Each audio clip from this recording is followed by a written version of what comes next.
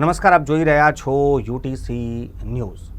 વડોદરા શહેર પોલીસે આજથી ટેકનોલોજીનો ઇસ્તેમાલ કર્યો છે એ લોકોની સામે જે લોકો ટ્રાફિક નિયમોનું પાલન નથી કરતા.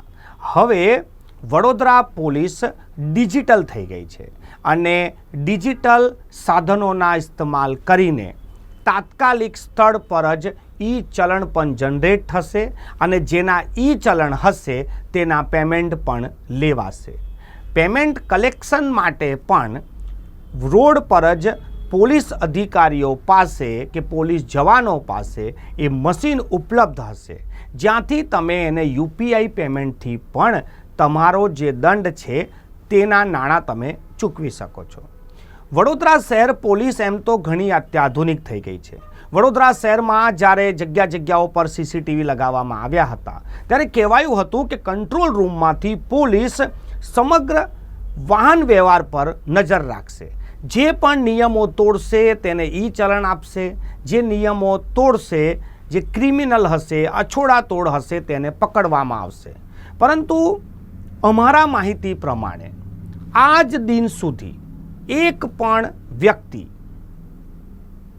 અછોડાતોડ પકડાયો નથી. કોઈ દારૂની જે હેરાફેરી થાય છે એ પણ કોઈ આ કેમેરામાં આવતા નથી. હવે પોલીસ એનાથી આગળ વધી ગઈ છે કે જે ઈ ચલણ આપવામાં આવી રહ્યા છે તેને ઓન ધ સ્પોટ લોકો યુપીઆઈના માધ્યમથી પણ પેમેન્ટ કરે. એટલે તમારી પાસે છટકવાનો હવે કોઈ રસ્તો રહે નહીં કે તમારી પાસે નાણાં નથી. બધાને જ ખબર છે કે તમારા મોબાઈલમાં યુપીઆઈ છે અને બેંકમાં તો નાણાં હશે જ, તમે પેમેન્ટ પણ કરી દેશો. કાયદાનું પાલન કરવું એ ભારતીય નાગરિકની સૌથી મોટી ફરજ છે. પરંતુ બીજી બાજુ જે લોકો કાયદાનું પાલન કરાવી રહ્યા છે તેમના પણ નિયમ છે કે એ જનતાને એક સુરક્ષિત માહોલ આપવામાં આવે, ભેદભાવપૂર્વક કોઈ પણ પ્રકારની કામગીરી ના કરવામાં આવે. જ્યારે પણ પોલીસ વાહન ચેકિંગ કરતી હોય છે ત્યારે સૌથી પહેલાં તે ટુ વ્હીલર પર જ એટેક હોય છે. સૌથી વધારે ટુ વ્હીલરને રોકવામાં આવે છે અને તેના દંડ લે છે. મોટી મોટી કારો આજે પણ સીટ બેલ્ટ વગર જો જતી હોય તો પોલીસના અધિકારીઓ એમને રોકીને પૂછવાની હિંમત પણ નથી કરતા.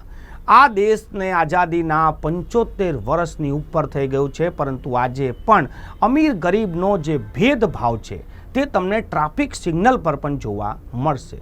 સૌથી જૂનું વાહન અને સૌથી ગરીબ વ્યક્તિને પોલીસ સૌથી પહેલાં પકડે છે. માલદાર ખાનદાની નબીરાઓ જો બેફામ પણ નીકળી જાય તો લગભગ પોલીસ એને જોઈ નથી શકતી. આ ફરિયાદો ઘણી વખત આવે છે. પોલીસ જ્યારે પણ કોઈ કાયદાનું પાલન કરાવવા માટે નિયમ બનાવે છે તો અમે તેમનો સપોર્ટ કરીએ છીએ અને સારી જ બાબત છે. કાયદાનું પાલન સૌ કોઈએ કરવું જોઈએ, પરંતુ કાયદાના પાલન કરાવનાર લોકોએ પણ સૌને સરખા જોવા જોઈએ. બેફામ શહેરમાં ડમ્ફરો ફરે છે, ટાઈમિંગ વગરના ભારદારી વાહનો ફરે છે, રિક્ષામાં 4 થી 5 સવારીઓ ફરે છે અને કોઈ પણ મોંઘી કારોમાં કોઈ સીટ બેલ્ટ નથી. હવે તો ધીમે ધીમે લોકો ગ્લાસ પણ કાળા કરવા લાગ્યા છે, પરંતુ એ લોકો પર જાણે પોલીસનું નજર જતી નથી. એટલે એક સામાન્ય વ્યક્તિ જે સવારે કડિયા કામ કરવા નીકળ્યો હોય કે સુથારી કામ કે પ્લમ્બર કે કોઈ ઓફિસનો માણસ હોય એને જ પોલીસ પકડે છે. આ અમે નથી કહેતા, લોકોની આ ફરિયાદ છે. પોલીસના ચલણની જે બુકો છે એનો પણ એક સર્વે થવો જોઈએ કે સૌથી વધુ ચલણ કોના ફાટી રહ્યા છે.